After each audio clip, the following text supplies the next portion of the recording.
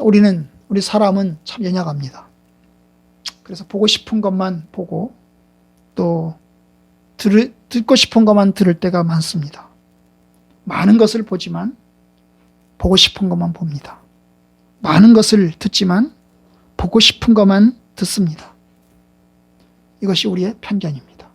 아마 제가 오늘 설교를 하지만 이 설교를 듣는 성도님들이 오늘 설교가 뭐였습니까? 라고 말하시면 아마 말하는 사람은 제각각일 것입니다.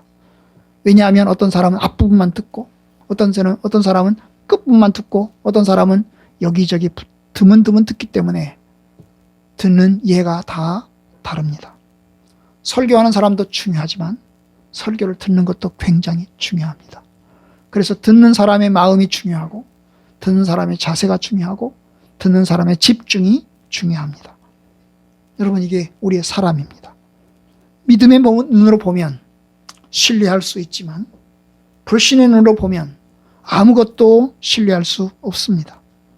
오늘 예수님께서 이제 유대인들 앞에서 표적에 대한 이야기를 하십니다. 표적이라고 하는 것은 한마디로 말하면 기적을 이야기합니다. 기적을 의미합니다. 주님이 아픈 사람을 고치고 귀신을 내쫓는 능력의 기적을 이야기합니다. 그런데 그것을 기적이라고 하지 않고 표적이라고 하면 그 기적 속에 담긴 의미가 있기 때문입니다.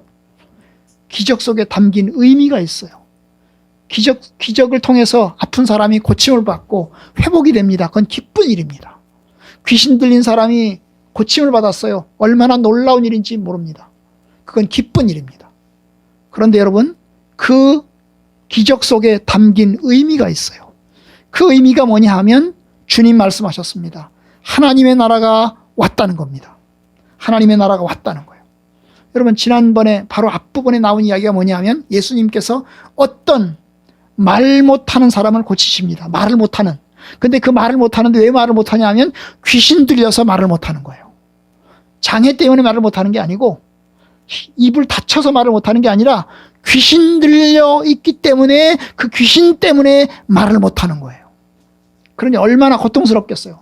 귀신의 지배를 받아서 귀신의 통제 아래 있기 때문에 말을 못하는 게 얼마나 힘들겠어요. 그래서 예수님께서 그 귀신을 내쫓습니다. 축사를 한 거죠. 귀신을 축출한 것입니다. 귀신을 내보냈어요. 귀신을 내보내자 이 사람이 말을 하게 됐어요. 얼마나 놀라운 일입니까? 그 고침받은 사람에게는 굉장히 축복스러운 사건이고 굉장한 사건입니다. 그런데 여러분, 그 장면을 보면서 유대인들이 어떻게 반응을 하냐 하면 예수님의 그 귀신을 내쫓음으로 인해서 말을 못하던 사람이 말을 하는 것을 보면서 예수님을 향해서 유대인들이 뭐예요? 비난하기 시작을 했어요. 그 비난이 뭐냐 하면 예수가 귀신의 왕을 힘입어서 귀신을 내쫓았다는 것입니다. 예수가 하나님의 능력으로 귀신을 내쫓았다, 이게 생각하지 않고 예수가 미친놈인데 예수가 귀신 들려서 귀신의 왕을 힘입어서 귀신을 내쫓았다는 거예요. 이런 비난을 합니다. 믿지 않는 거죠. 예수가 하나님의 아들인 것을 믿지 않는 겁니다. 이에 대해서 예수님이 이야기하셨어요. 만약에 내가 귀신의 왕을 힘입어서 귀신을 내쫓는다면 귀신과 귀신이 싸우는 건데 어떻게 귀신과 귀신이 싸우냐? 그러면 자기 나라가 완전히 박살이 나고 무너지는 거다. 그런 일은 없다. 나는 귀신의 왕을 힘입은 것이 아니다. 라고 이야기하세요. 그러면서 주님이 한마디 말씀을 덧붙이신 것인데 그것이 바로 뭐냐면 하나님의 나라가 임하였다는 것입니다. 하나님의 나라가 임하였다. 이것이 주님께서 하신 말씀이십니다. 20절. 그러나 내가 만일 하나님의 손을 힘입어 귀신을 쫓아낸다면 하나님의 나라가 이미 너에게 임하였느니라. 내가 하나님의 능력을 힘입어서 내가 귀신으로 쫓아낸 거다. 그런데 이것이 뭘 의미하는지 아냐? 바로 하나님의 나라가 이 땅에 왔다는 것을 의미한다. 이겁니다. 여러분, 그것이 표적입니다. 자, 기적은 그 귀신 들린 사람을 내쫓음으로 인해서 귀신이 나감으로 인해서 고침받은 것이 기적입니다. 그렇죠? 그런데 그 기적 속에 담긴 의미는 뭐냐 하면 하나님의 나라가 왔다는 거예요. 하나님의 통치가 시작됐다는 것입니다. 하나님의 통치가 마귀가 지배했었는데, 마귀가 다스렸었는데 하나님의 통치가 그 마귀의 지배를 쫓아내고 하나님의 통치가 시작되었다는 것을 보여주는 것이 표적입니다. 또 하나의 표적은 뭐냐면 그 하나님의 통치가 시작되게 만든 바로 예수님이 바로 누구시다? 메시아다. 구원자다. 하나님의 능력자다 하는 것을 보여주는 겁니다. 이것이 표적입니다. 이것이 표적이에요. 표적이란 말의 의미가 그런 것입니다. 기적 속에 담긴 의미, 사인, 그 사인이 뭐냐? 이것이 표적입니다. 표적이에요. 그런데 유대인들은 이 기적에 관한 걸 보면서 표적을 또 얘기를 했어요. 뭐라고 그러냐면 네가 그러면 메시아냐? 네가 구원자냐? 그러면 표적을 보여달라. 네가 구원자인 메시아인 표를 보여달라라고 요구를 했습니다. 요구를 했어요. 하늘로부터 오는 표적을 16절 보시면 또 더러는 예수를 시험하여 하늘로부터 오는 표적을 구하니. 하늘로부터 오는 표적. 네가 하늘로부터 왔냐? 그러면 하늘로부터 내려오는 표적, 메시아인 어떤 자격증을 보여달라. 자격증을 보여달라. 그걸 요구를 한 겁니다. 분명히 그들은 예수님의 기적을 보았습니다. 예수의 그 귀신을 내쫓는 장면을 보았습니다. 그것이 표적입니다. 그런데 그거 말고 더 보여달라는 거예요. 하나님의 나라를 가져오는 메시아의 표적을 보여달라는 겁니다. 네가 메시아의 자격이 있냐? 그럼 그 자격을 우리에게 확정하라. 확실히 증명하라. 요구한 것입니다. 바로 오늘 말씀은 이 요구에 대한 주님의 답변이십니다. 29절 무리가 모였을 때, 이 무리가 모였다는 말은 이미 사람들이 모여 있습니다. 모여 있는데 더 많이 모여드는 거예요. 사람들이 더 많이 모여들었을 때 그 말이에요. 사람들이 더 많이 모여들었을 때에 주님께서 말씀하십니다. 이 세대는 악한 세대라. 이 세대는 악한 세대라.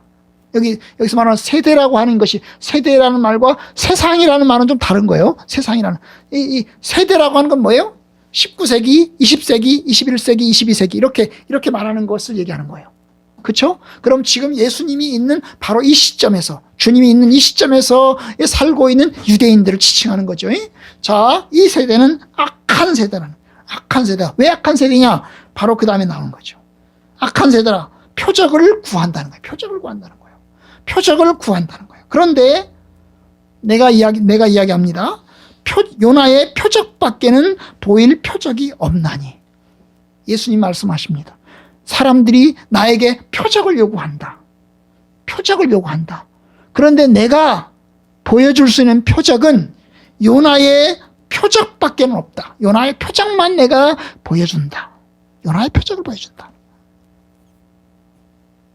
30절 요나가 니느웨 사람들에게 표적이 됨과 같이 인자도 이 세대에게 그러하리라. 이 세대에 그러하리라. 여러분 요나의 표적이라고 얘기했어요. 요나의 표적. 여러분 이 요나의 표적이라는 게 의미하는 게 뭐냐면 요나는 기적을 행한 사람이 아니에요.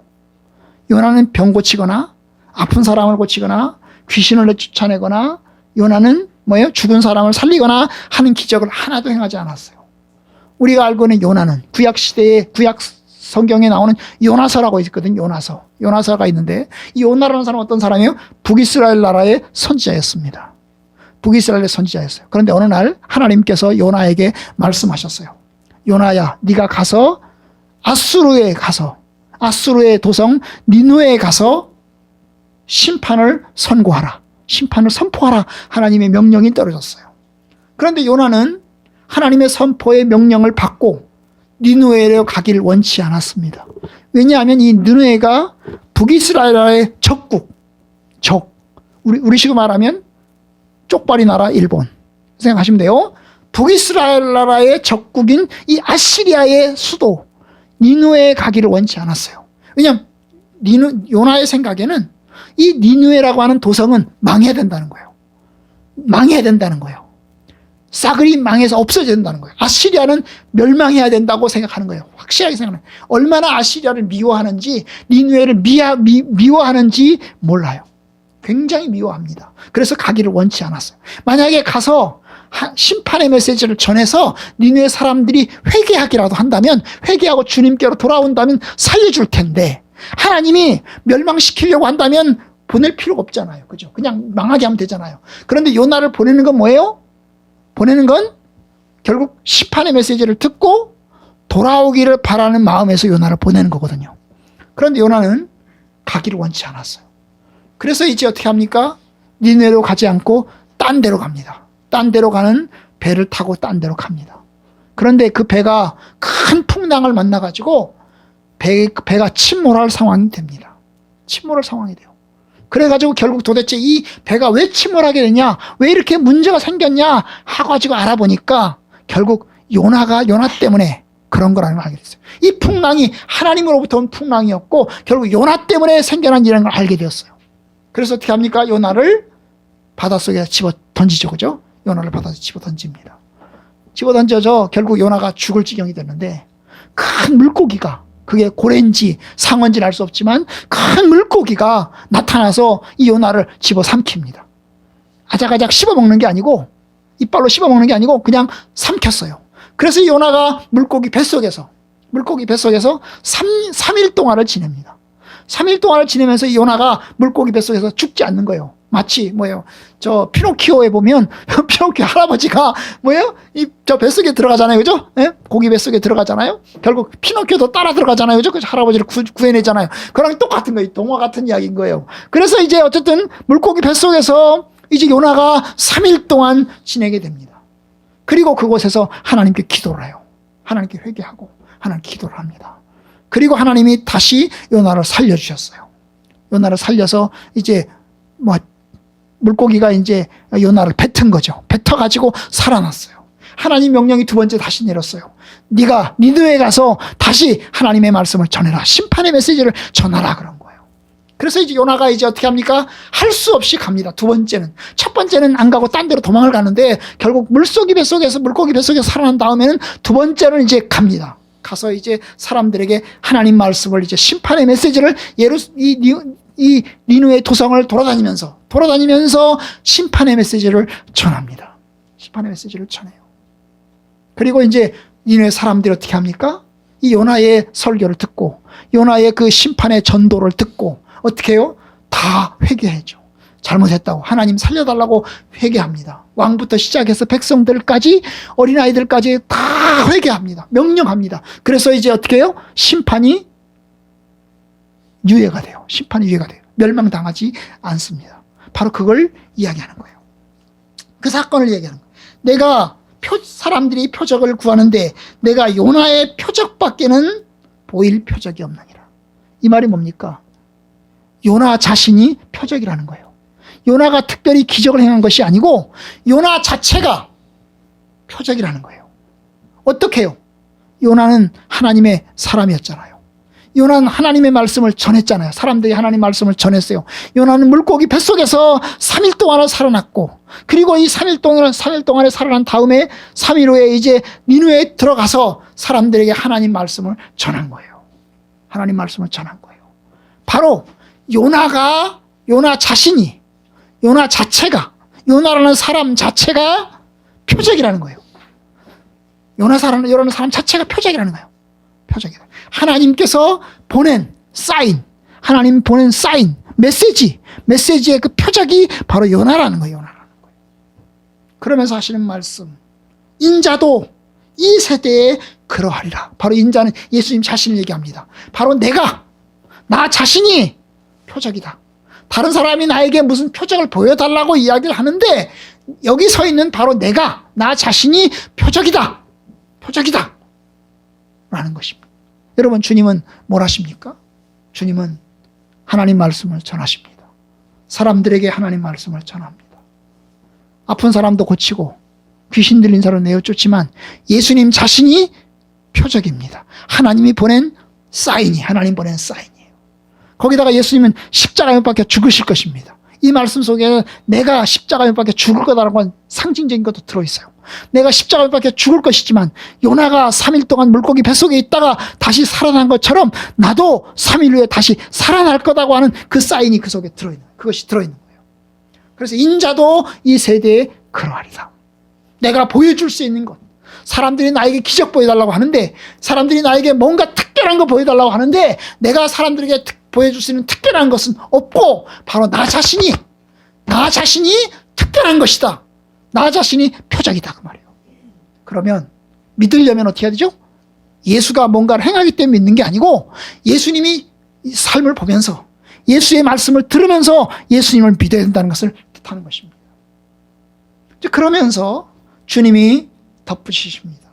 뭐라고요? 심판때에 31절 32절 심판때에 남방 여왕이 일어나 이 세대 사람을 정죄하리니 이는 그가 솔로몬의 지혜로운 말씀을 들으려고 땅끝에서 왔음이거니와 솔로몬보다 더 큰 이가 여기 있으며 심판때 니네 사람들이 일어나 이 세대 사람을 정죄하리니 이는 그들이 요나의 전도를 듣고 회개하였음이거니와 요나보다 더 큰 이가 여기 있느니라. 여러분, 예수님은 이제 두 사람의 예화를 들어서 남방 여왕, 시바의 왕, 남방 여왕과 그 다음에 니누의 사람들의 이야기를 통해서 이제 하나님의 심판이 이 세대 사람들에게, 이 예수님을 거부하는 사람들에게 있을 것에 관한 경고를 주님이 하십니다. 여러분, 이 남방 여왕은, 시바의 여왕은 이스라엘 나라에서 아주 멀리 떨어진, 아주 멀리 떨어진 곳에 있는 나라였습니다. 그런데 이 멀리 떨어져 있는 이 나라의 여왕이, 시바의 여왕이 솔로몬의 소식을 들은 것입니다. 아주 멀리 떨어진 이스라엘 나라에서 있는 솔로몬의 왕의 소문을 들은 겁니다. 솔로몬 왕이 정말 지혜로운 사람이다. 솔로몬의 지혜가 얼마나 놀라운지 모른다. 그러면서 그 소문을 들은 겁니다. 이 시바의 여왕, 남방 여왕은 그 솔로몬의 소문을 듣고 나 한번 솔로몬 만나봐야 되겠다. 솔로몬의 지혜가 얼마나 놀라운지 한번 봐야 되겠다 싶어가지고 그 먼 거리를, 아주 먼 거리를 몇 달 동안 걸쳐서 여행해서 이스라엘로 왔어요. 그리고 직접 솔로몬 왕과 대화를 나누면서 솔로몬의 지혜를 듣게 되었어요. 그리고 이 시바 여왕 돌아가면서 칭찬하고 돌아갑니다. 내가 소문으로 솔로몬에 대한 소문을 들었는데 내가 직접 와서 보니까 내가 들은 것보다 훨씬 더 솔로몬이 지혜롭구나. 훨씬 더 솔로몬이 지혜롭구나. 그러면서 솔로몬을 칭찬하면서 돌아갑니다. 바로 그걸 얘기하는 겁니다. 솔로몬의 지혜로운 말씀을 들으려고 땅끝에서 그 멀리서부터 솔로몬의 말씀을 들으려고 찾아온 그 남방 여왕. 두 번째, 니누의 사람들. 아까 말했죠. 이 니누의 사람들은 뭐예요? 악한 노성, 아주 악한 노성입니다.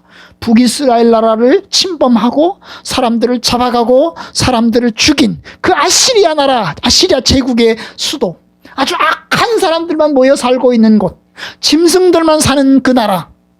그런데 니네 사람들이 북이스라엘에서 온 요나의 전도를 듣고 그들이 회개했습니다. 회개했어요. 그런데 여러분, 예수님이 이야기는 뭡니까? 그렇게 시바의 왕도, 남방 여왕도 멀리서 솔로몬의 말을 들으려고 찾아왔는데 나는 솔로몬보다 엄청나게 큰 이다. 그 얘기하는 거죠. 솔로몬보다 더 큰 이가 여기 있으면, 솔로몬보다 더 큰 이가 누굴 얘기하죠? 예수님 자신을 얘기하는 겁니다. 솔로몬보다 더 큰 이가 여기 있다. 더 큰 이가 여기 있다. 거기다가 뭡니까? 요나보다, 하찮은 그 북이스라엘의 선지자, 하찮은 선지자, 그냥 북이스라엘의 이름 없는 선지자, 유명한 사람도 아니에요. 요나는 유명한 사람도 아닙니다. 이름 없는 선지자. 그런데 이름 없는 그 요나의 선지자를, 소나의 그 메시지를 듣고 결국 타국 사람들, 다른 나라 사람들이지만 요나의 설교를 듣고 그들이 예수를, 하나님 말씀을 받아들여서 회개했잖아요. 그죠? 바로 그런 것처럼 요나보다 더 큰 이가, 솔로몬보다 크고 요나보다 더 크고 그 큰 이가 바로 여기, 바로 내가 예수님 자신이 그렇다는 거죠. 그런데도 불구하고 그 사람들은 받아들였는데, 시바의 왕은 그 말씀을 들으려고 찾아왔는데, 니네 사람들은 받아들였는데, 지금 이 세대에 살고 있는 유대인들은 더 큰 이가 내가 여기 있는데 유대인들은 받아들이지 않는구나.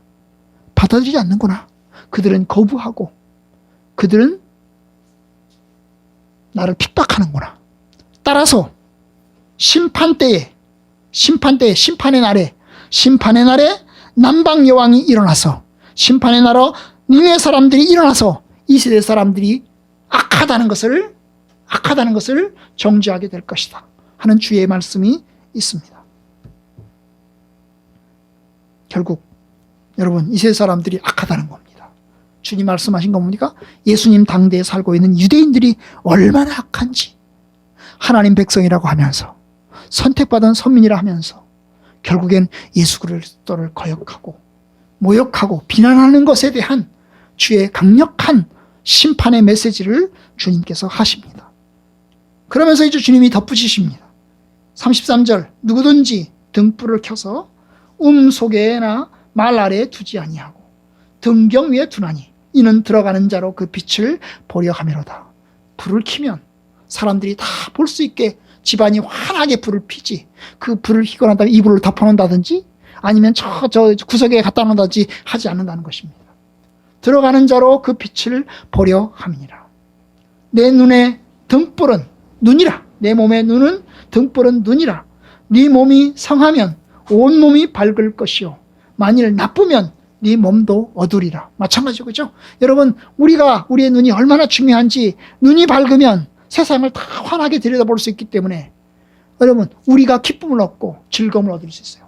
그런데 만약에 우리의 눈이 어두우면 침침하기 때문에 잘 안 보여. 밖에 게 잘 안 보여. 잘 안 보이면 나도 답답하고 정말로 나도 피곤하고 힘든 노릇이 되는 겁니다. 바로 그걸 얘기하는 겁니다.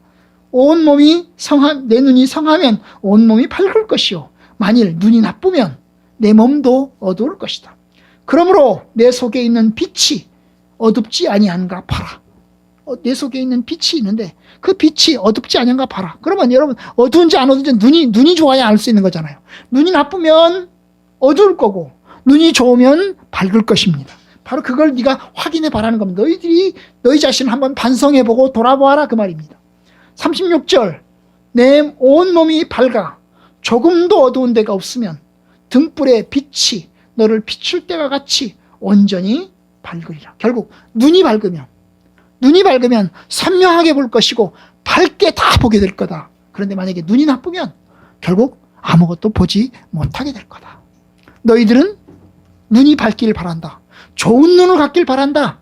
그래서 좋은 눈을 가지고 볼 수 있길 바란다. 여러분이 여기서 말하는 빛은 누구를 얘기하겠어요? 예수님 자신을 얘기하는 거죠. 너희들의 영적인 눈, 너희들의 마음의 눈을 한번 들여다봐라. 너희들의 마음의 눈이 좀 밝으면 나를 온전히 알 수 있을 거고 온전히 믿을 수 있을 거다. 그런데 만약에 너희들의 눈이 어두우면 내가 여기 서 있는 나도 너희들이 도대체 믿을 수 없을 거다. 그러니 너희들이 지금 나를 핍박하려고 하는 이유는, 너희들이 나를 미워하는 이유는 결국 너희 눈이 어둡다는 것을 보여주는 거다. 결국 너희들은 소경과 같은 자들이다. 그 이야기를 하시는 겁니다. 여러분, 오늘 말씀에서 우리는 이제 한 두 가지를 배우고자 합니다. 예수님이 누구신가요? 예수님 누구신가요? 예수님은 자기 자신을 뭐라고 이야기하시나요? 예수님은 자기 자신을 솔로몬보다 더 큰 분, 요나보다 더 큰 분이라고 이야기합니다. 솔로몬의 지혜로움, 그 지혜로운 사람, 지혜의 사람 솔로몬. 예수님은 지혜의 사람 솔로몬보다 훨씬 더 지혜로운 분이십니다. 왜요? 그는 하나님의 지혜를 가지고 오셨습니다. 솔로몬은 이 땅의 지혜를 가지고 사람들을 감격하게 했고 기쁨을 가져다 주었어요. 그러나 여러분, 예수님은 하나님의 지혜를 가지고 하나님으로부터 내려왔습니다. 여러분, 요나는 별 볼 일 없는 사람이었습니다. 하나님이 보낸 선지자였습니다. 그런데 여러분, 요나는 하나님이 보낸 선지자였습니다. 그는 하나님 말씀을 가지고 사람들에게 하나님의 말씀을 전하는 사람이었습니다. 예수님은 요나보다 훨씬 더 뛰어나신 하나님의 선지자입니다. 그는 하나님의 아들이시고 그는 하나님의 능력자이시고 하나님이 직접 보낸 하나님 자신이십니다. 예수님은 그것을 얘기합니다. 솔로몬보다 더 큰 이가 바로 나다. 요나보다 더 큰 이가 바로 나다. 그렇습니다. 예수님은 하나님의 아들이시고 그리고 그는 하나님이 보낸 선지자이십니다. 그는 하나님 말씀을 온전히 가르치시고 하나님의 지혜를 온전히 펼치시는 분이십니다. 우리는 그 말씀을 듣고 주를 믿어야 합니다. 그런데 여러분, 예수님은 그러면서 유대인들과 남방 여왕 니느웨 사람들을 비교하셔서 말씀하십니다. 남방 여왕, 니느웨 사람들은 믿음의 상징입니다. 유대인들은 불신앙의 상징입니다. 남방 여왕은 솔로몬의 지혜를 듣기 위해서 먼 걸음을 달려왔습니다. 니느웨 사람들은 이 요나의 설교에 회개하였고 하나님께로 돌아섰습니다. 그들은 열린 마음과 신실한 믿음을 보였습니다. 여러분, 저와 여러분들은 하나님 말씀에 대한 관심과 갈망을 가져야 합니다. 요나의 설교를 들은 니느웨 사람들이 반응하였던 것처럼, 남방 여왕이 그 지혜를 듣기 위해서 멀리 왔던 것처럼, 여러분, 하나님의 나라에 대한 관심과 하나님 말씀에 대한 관심과 갈망을 가져야 합니다. 오직 남방 여왕이 큰 갈망을 가졌으면 그 먼 걸음을 달려왔겠습니까? 솔로몬을 보고 싶어서, 솔로몬의 지혜를 듣기 위해서 그렇게 먼 걸음을 달려왔겠습니까? 그런데 그 걸음을 달려왔어요. 그 먼 걸음을 듣기 위해서 달려왔습니다. 여러분, 우리 역시 하나님의 말씀에 대한 갈망과 또한 열린 마음을 가져야 합니다. 하나님 말씀을 들을 때, 하나님 말씀을 읽을 때 내가 주의 뜻을 알고 싶다고, 하나님 말씀을 듣고 싶다고, 하나님의 지혜를 배우고 싶다고 우리는 큰 갈망 가운데 우리가 서야 합니다. 여러분, 우리가 이제 한 달에 2구절씩 성경을 외우는 것도, 여러분, 갈망하는 마음으로 내가 정말 이 성경 구절을 내 마음에 간직하고 싶어, 내가 이 말씀을 내 마음에 간직하고 내가 하나님 말씀대로 살아가고 싶어, 그렇게 해서 성경을 외우시는 겁니다. 그렇게 외우시는 거예요. 여러분, 그냥 성경이 종이 쪽지에 쓰여 있으면 나와 아무런 관계 없습니다. 성경이 그냥 종이 쪽지에 써 있고 그냥 종이에 써져 있어서 덮어버리면 나와 아무런 관계가 없습니다. 그런데 하나님 말씀을 내가 읽고 그 하나님 말씀을 생각하고 하나님 말씀대로 살아갈 때에 그 말씀이 내게 살아있는 하나님의 말씀이고 능력 있는 하나님 말씀이 될 겁니다. 여러분, 하나님 말씀이 저와 여러분들 가운데 있기를 바랍니다. 우리는 지난 3년 동안 코로나를 겪었습니다. 코로나를 겪으면서 교회마다 교인 수가 많이 줄었다고 합니다. 많이 줄었다고 합니다. 어떤 교회는 교육자 수를 줄인다고 합니다. 교육자 수를 줄인다고 합니다. 여러분, 코로나를 겪는 동안에 사람들이 이제 집에서 예배드리고, 집에서 예배드리는 것도 좀 귀찮아가지고 안 드리고, 그러면서 점점 주님과 멀어지는 사람들이 많다는 거죠. 어떤 의미에서는 정상적입니다.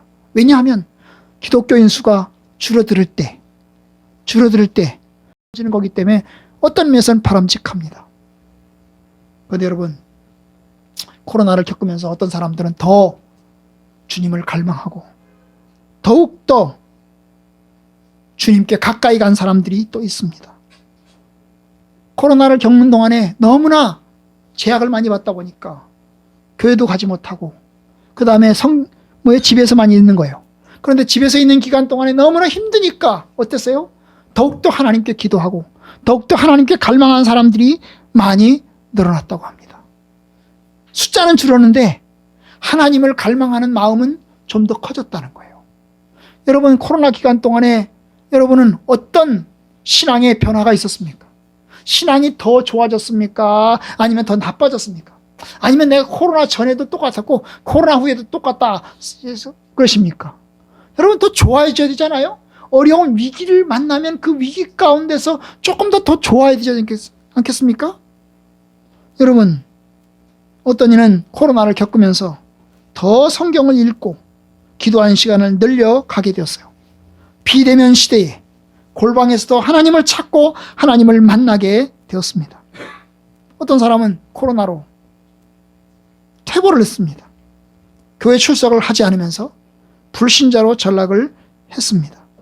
제가 아는 주변의 몇몇 분들도 코로나를 겪는 동안에 교회를 안 나가시는 분들도 생겨났어요. 참 안타깝습니다. 부디 주의 말씀에 대한 열정과 갈급함을 갖길 바랍니다.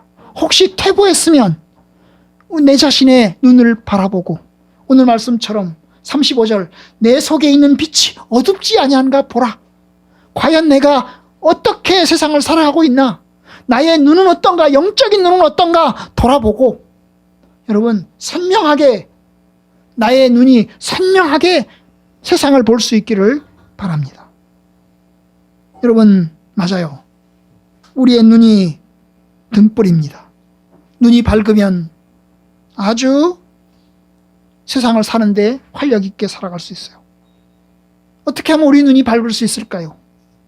저는 노안이 오다 보니까 참 복잡한 거예요. 멀리 있는 걸 보는 것도 그렇고 가까이 있는 걸 보는 것도 그렇고 복잡한 거예요. 그래서 누진 다초점 안경을 썼어요. 참 답답한 거예요. 이게 참 답답한 거예요. 이것도 벗었다가 저것도 벗었다가 답답한 거예요. 그러다가 한 3, 4년쯤 전에 이제 수술을 좀 하면 어떨까 싶어가지고 수술을 했습니다. 수술을 했어요. 수술하고 나니까 좋아요. 이 안경은 폼입니다. 제가 쓰고 있는 안경은 폼이에요. 보안경입니다. 그야말로. 안경 안 써도 잘 보이고 좋아요.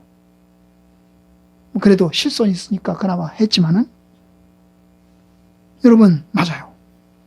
얼마나 답답했는지 몰라요. 아마 우리 교회 성도님들 보니까 돋보기 쓰시는 분들이 조금씩 늘어나고 있죠. 그래서 우리 교회도 이제 안 되겠다 싶어서 성경을 큰 글씨 성경으로 교회에다 갖다 놨어요. 한 2년 전에. 그죠? 여러분들이 보는 성경 다 큰 글씨 성경이에요. 다 나이가 들어가니까 조금씩 늙어가니까 그런 거예요. 여러분 어떻게 하면 우리 눈이 밝게 살 수 있을까? 결국 눈 수술을 통해서 밝아야 되는 거잖아요. 그죠? 안경 쓰다가 안경 쓰는 거 갖고 안 되니까 결국 수술하고 노안 수술하고 이러면서 사는 겁니다. 그것도 못하면 어때요? 점점 침침하고 어둡게 살아갑니다. 여러분 육적인 눈만 그러나요? 영적인 눈은 어떻습니까? 여러분 우리의 영적인 눈 밝아야 됩니다. 우리의 영적인 눈이 밝지 못하면 세상과 사물을 올바로 분별하지 못합니다. 우리의 영적인 눈이 밝지 못하면 여러 가지 유혹에 휩쓸려서 넘어지고 맙니다. 그 유혹이 마귀의 유혹인지 아니면 분별하지 못하고 결국 넘어가는 겁니다.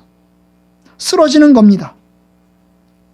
우리의 육신의 그 욕심이 결국 세상에 어떤 내가 나타내고 싶은 그 욕망이 결국 우리 자신을 망가뜨리는 것입니다. 하나님 말씀이 우리의 삶의 올바른 기준이 되어서 하나님 말씀이 내 발의 등이요 내 길의 빛이니다 하신 것처럼 하나님 말씀이 나의 눈의 기준이 되고 삶의 표준이 되어서 그 말씀을 따라서 살아가야 되는데, 여러분 하나님의 뜻과 어긋나는 삶을 살아가게 되는 겁니다. 우리의 눈이 어두우면, 우리 영적인 눈이 어두우면 결국 하나님의 진리를 따르지 못하고 잘못된 길을 살아가게 되는 겁니다. 여러분 하나님 말씀의 눈이, 여러분의 영적인 눈이 밝기를 원합니다. 영적인 눈이 밝으면 악의 유혹에 흔들리지 않습니다.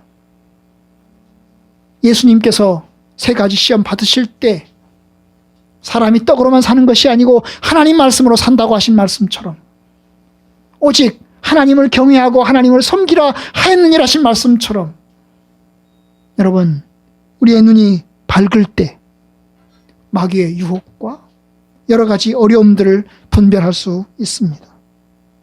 그런데 우리의 눈이 밝지 못하면 우리는 육신의 눈, 세상의 눈이 우리를 꽉 사로잡히면 우리는 세상을 보고 좋아하고 그 길로 따라가게 되는 겁니다. 여러분 하나님의 눈이 여러분의 눈 가운데 있기를 원합니다. 하나님의 복음의 생명이 여러분들의 생명 가운데 있기를 원합니다. 그래서 여러분 우리 영혼 전체가 하나님의 빛으로 채워지고 우리의 영혼 전체가 그 빛을 통해서 여러분 거룩함과 신실함으로 채워지기를 원합니다. 여러분 저와 여러분들은 예수를 믿기 전에 원래 어둠에 속했습니다. 어둠의 눈을 가지고 있었습니다. 어둠의 눈을 갖다 보니까 하나님의 말씀의 빛을 알지 못했고 그러다 보니까 여러분 마귀가 이끌리는 대로, 욕심이 이끌리는 대로 살았습니다. 그러다가 우리가 예수님을 통해서 빛을 알게 되었습니다. 예수님을 통해서 하나님의 자녀가 되었고 예수님을 통해서 빛의 자녀가 되었습니다. 그리고 그 빛 가운데 살아가게 되었습니다. 여러분, 하나님의 빛 가운데 살아가시는 성도님들, 영혼의 눈이 밝아서 욕심과 어려움들을 이겨낼 수 있기를 바랍니다. 여러분, 이게 안 믿는 사람들에게만이 아닙니다.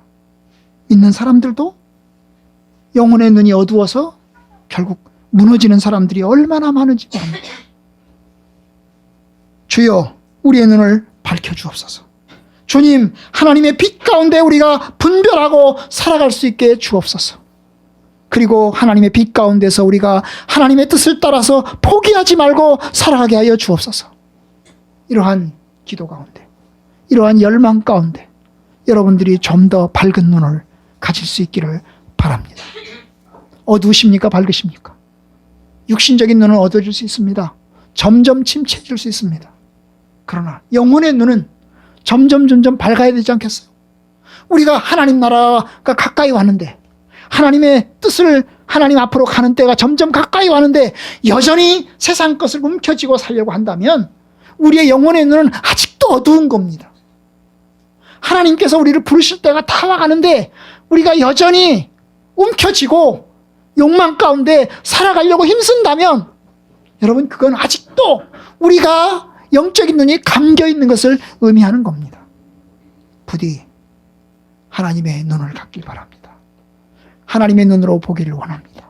사도 바울이 말한 것처럼 내가 주님을 알기 전에는 세상의 눈으로 주님을 보았지만 내가 주님을 알고 난 다음에는 내가 새로운 피조물이 되었다 라고 말한 것처럼, 여러분, 주님을 알고 난 다음에는 주님의 눈이 나의 눈이 되어서 주님의 시각으로 바라보고 주님의 눈으로 바라보는 저와 여러분들 되기를 바랍니다.